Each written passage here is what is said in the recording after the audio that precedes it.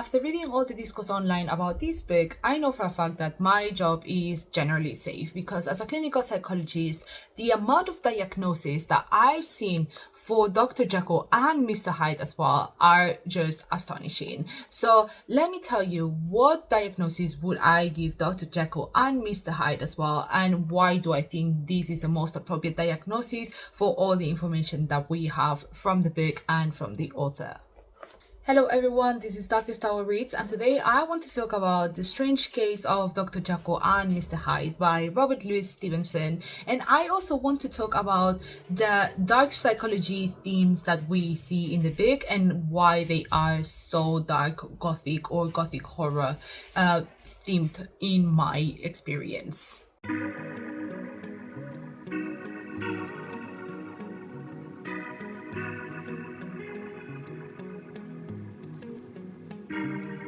As always, starting with the summary of the book, The Strange Case of Dr. Jekyll and Mr. Hyde is about the journey of Mr. Utterson, who is a lawyer and is very close friends with Dr. Jekyll. And we follow him on his journey to discovering the connection between Dr. Jekyll and Mr. Hyde. So Dr. Jekyll is a very well esteemed character within the society in London, who is I would say the perfect example of a gentleman, right? He is very caring with the people that he looks up to, or he's very caring with the people within the society, and he is handsome, rich, and he's a doctor, obviously, so that already gives him bonus points. But also specifically, he really cares about society and about the people that he shares society with, right? Whereas Mr. Hyde, for example, on the other side, Mr. Hyde is horror, I would say, right? He is this creature that walks around London and just is utterly chaotic. He just tries to do as much chaos as possible and tries to harm as many people as possible and try to get his way, right? So we see how he steals money, for example. He hurts people and even kills one of Utterson's clients.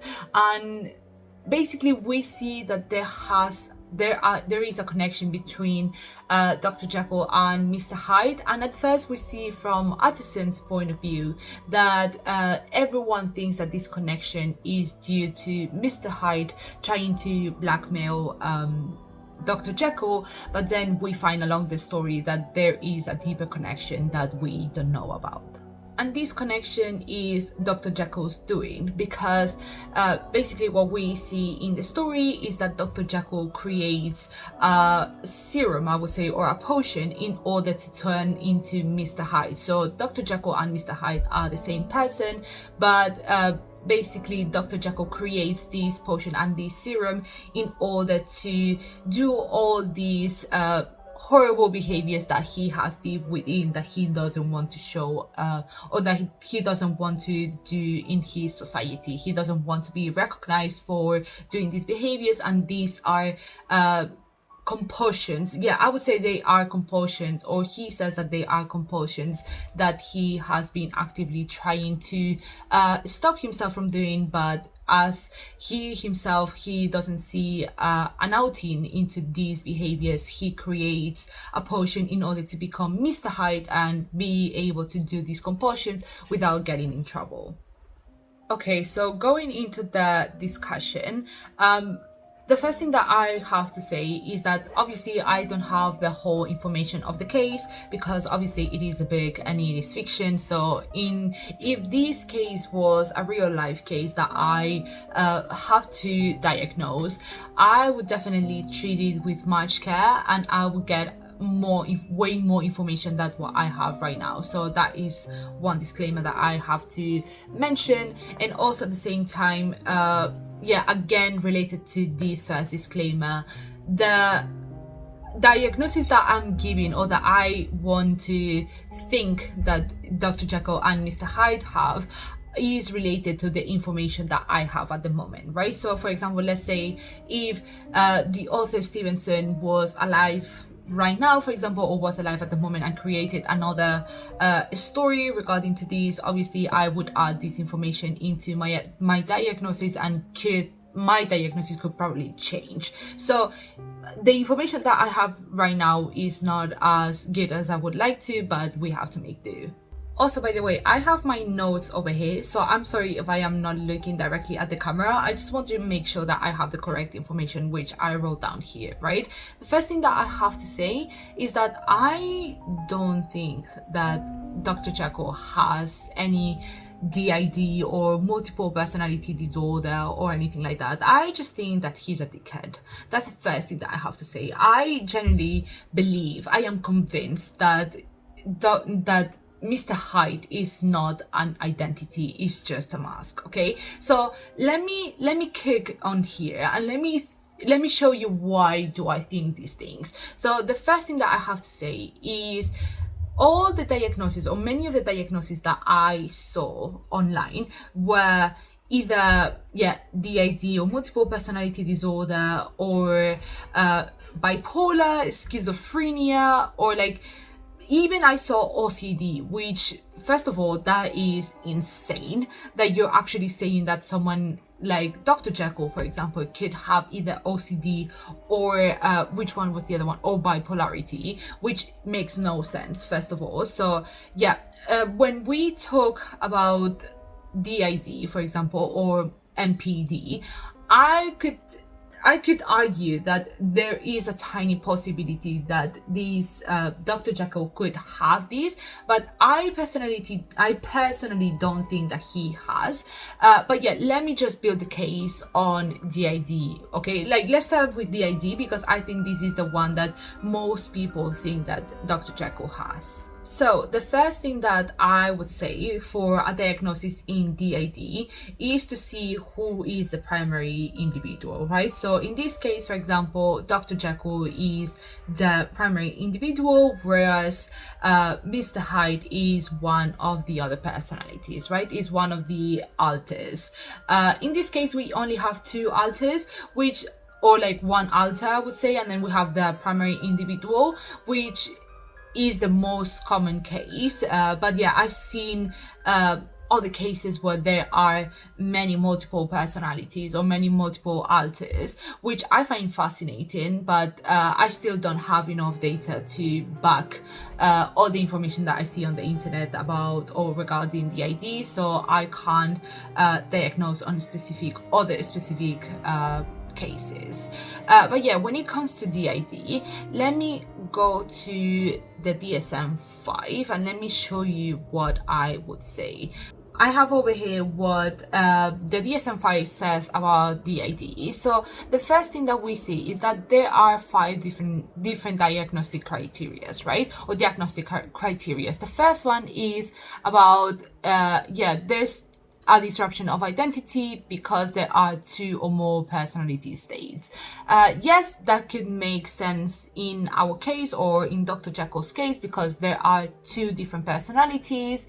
But when we go on to the other criteria, so we see recurring gaps in the record of everyday events. As far as I know, or as far as I see in the book, he doesn't have any sort of amnesia. He knows very well what he is doing whilst he is on like Mr. Hyde mode, right? So he remembers what he's doing and he remembers the things that Dr. Hyde does.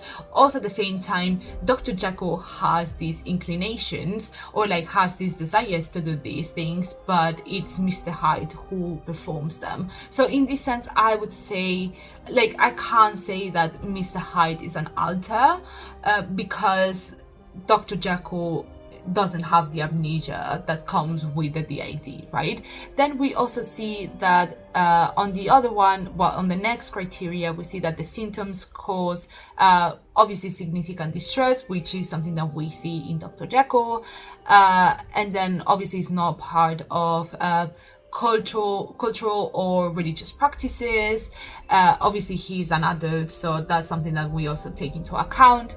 And then obviously, we also take into account that Dr. Jekyll is not under any drugs or under any substances or anything that could alter these condition, right? So in this sense, I would say yes, 4 out of 5 diagnostic criteria could fit into into DID, but one of the most essential ones is definitely that he has amnesia, which he doesn't. Another diagnosis that I've seen for Dr. Jekyll is bipolarity, and honestly, it just doesn't make sense at all for me. If you know what bipolarity is, you know for a fact that this does not work for Dr. Jekyll. So starting with the diagnosis for bipolarity. So first of all, there are 2 types of bipolarity, which already confuses many people because you guys only think that there is one, but there are actually 2.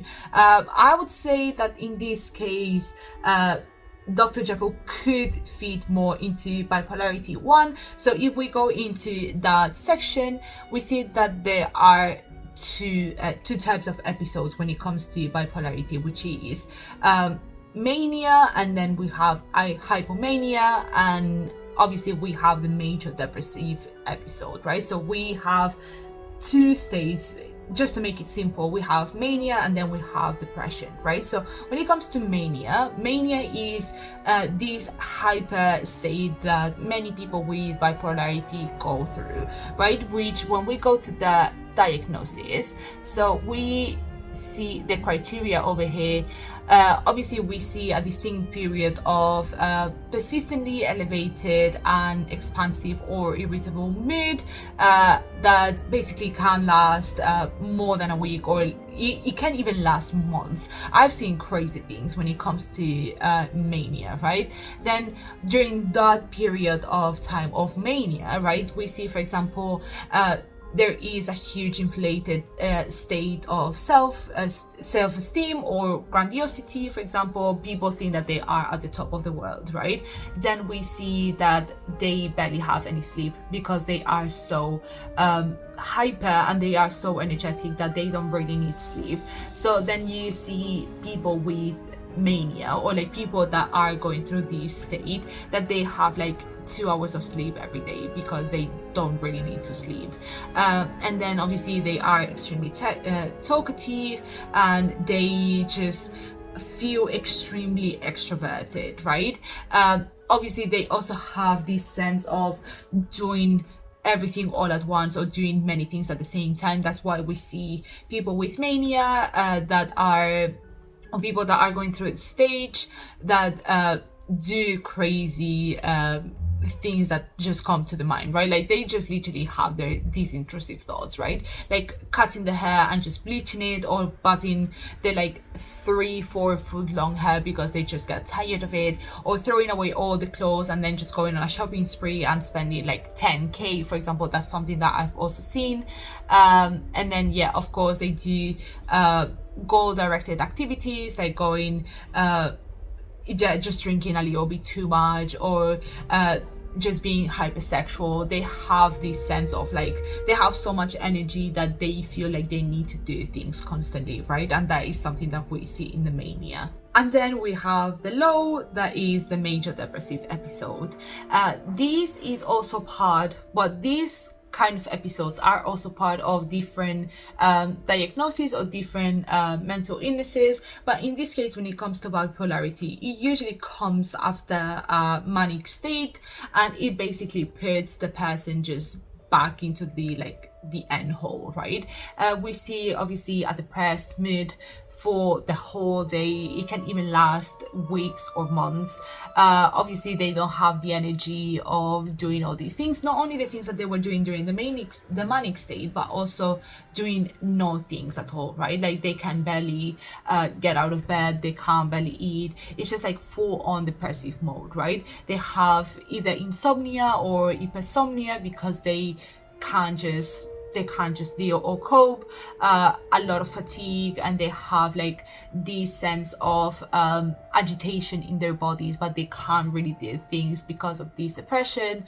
And yeah, they usually have recurrent thoughts of death or self-harm, just because of this depression and this sense of they are not worth living because they are going into the depressive state. So obviously, after reading all these criteria, you could assume yourself that this doesn't really fit Dr. Jekyll's case, because yes, we do see that there is more depressive or more quiet type of alter, but then we see the more hyper alter, which is Mr. Hyde.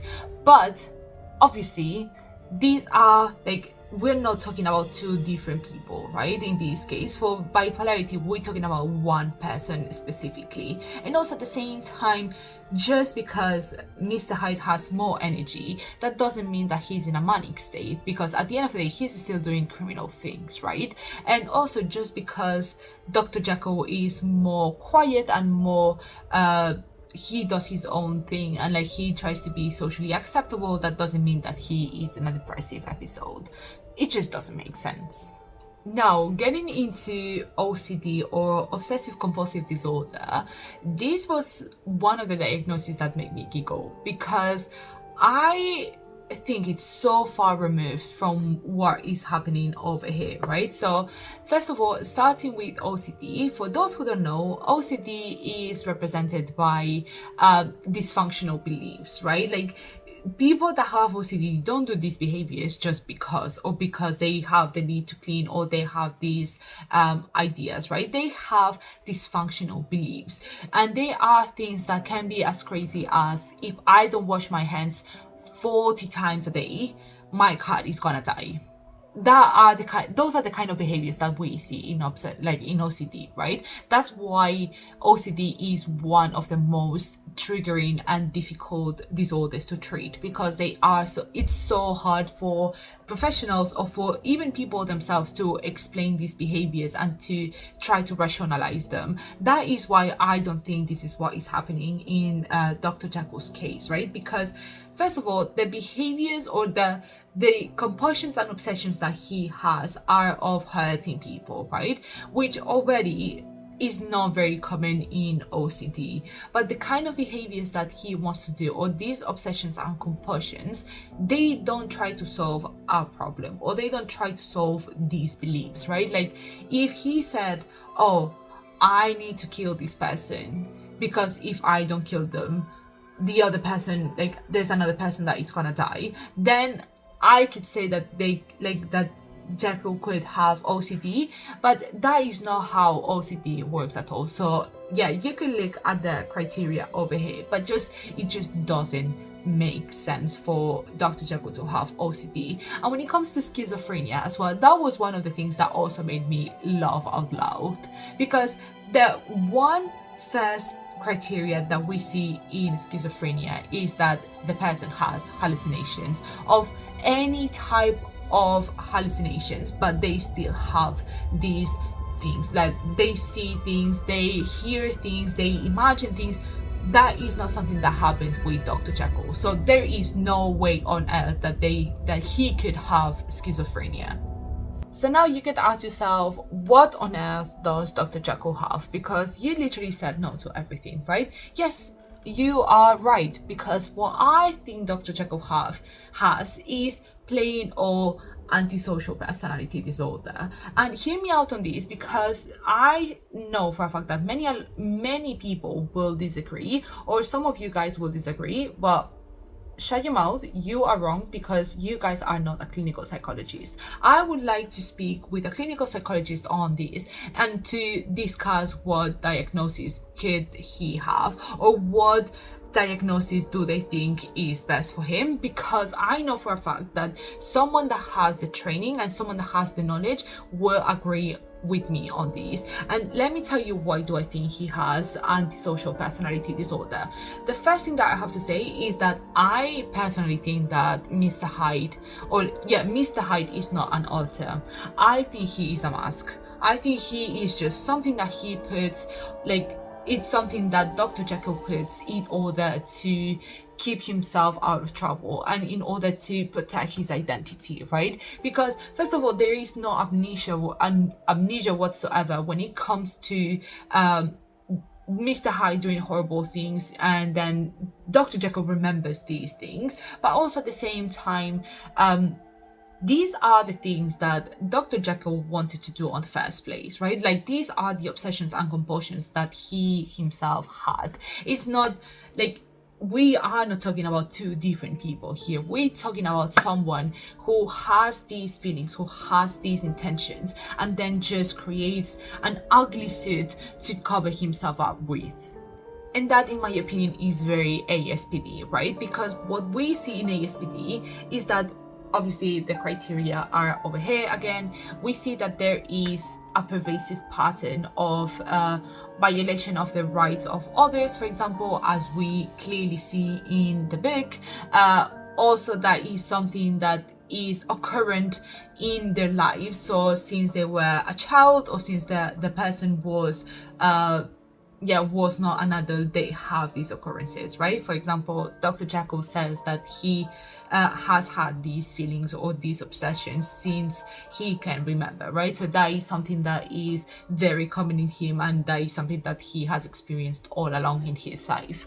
Obviously, we see failure to conform to social norms, because Dr. Jekyll, even though he does conform to social norms, he doesn't really want to, or he has these feelings and these emotions of not feeling or like not fitting into society that are very far away removed from what society expects him to do, right? Then deceitfulness, obviously he literally creates his own suit in order to do these things. Yeah, definitely deceitful. Impulsivity, he literally needs to create these, or like he creates these things in order to do everything that he wanted and or to cover all his impulses. Then very aggressive. Mr. Hyde is very aggressive.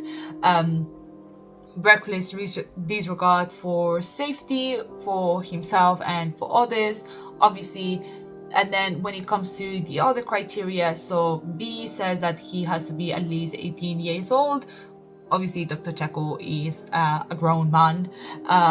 Also, there is evidence of this disorder since he was a child. Again, he has always had these feelings. And then this behavior is not because of schizophrenia or bipolar disorder or any sort of drugs or mind-altering substances. So yeah, I personally think that he has ASPD because, first of all, when I was looking at, or when I was reading the book, the first thing that I thought is that he has no disregard for others, right? The only thing that he has regard or that he cares about is the fact that he doesn't want to get in trouble. He doesn't want to to bear the consequences of his own shitty behavior, right? That's why he creates Mr. Hyde, which is the mask. He creates all of these, or like he puts all these efforts in order to cover his tracks and in order for other people to get in trouble rather than him, or for Mr. Hyde to get in trouble rather than himself. So first of all, he has no empathy, right? Like, this shows me that he has no empathy for the people that not only that he hurts, but also that care about him, because he cares more about doing all these horrible things rather than just conforming to society, right? Also, all the things that he does as Mr. Hyde, he remembers them and he knows exactly what Mr. Hyde is doing, right? But he just can't tolerate the fact that Mr. Hyde is like getting the control of the body, right? Or in this sense that the mask is getting control of the body, because he cannot tolerate being not in control and not being the one that controls when Mr. Hyde is coming out or when these behaviors are coming out. Because at the end of the day, ASPD also really needs control, right? And they tend to be like slightly narcissistic as well. But I would say in this case, I don't think Dr. Jekyll is narcissistic, because he is more into the aggressive type of criminally active type of disorder, rather than just narcissistic plain or look at me and I have this sense of grandiosity. As a quick conclusion, I think Dr. Jekyll has antisocial personality disorder. I don't think that Mr. Hyde is an alter ego of him. I just think he's nothing but a mask for Dr. Jekyll to do all these horrible behaviors, right? In this sense, I would say that Dr. Jekyll gets out of control, not because Mr. Hyde gets out of control, but because his mask, the act of physically changing from Dr. Jekyll to Mr. Hyde, is what gets out of control. So therefore he realizes that he will never be Dr. Jekyll again. He will always have to fight the physical appearance of Mr. Hyde. That's why he realizes everything that he has done, all the consequences of his acts. He knows that he's gonna get in trouble. He knows that people are for him to be caught, or are waiting for him to pay the consequences, so therefore he kills himself in order not to pay with these consequences, which is also again very antisocial and very much into the psychopathy or lack of empathy type of person and type of personality. That's all for today, guys. I hope you enjoyed this book, or that you enjoyed this review as much as I enjoyed doing it. I hope you have a great rest of your day and a great rest of your week, and I'll see you next week, guys. You can also follow me on my social media again before I forget.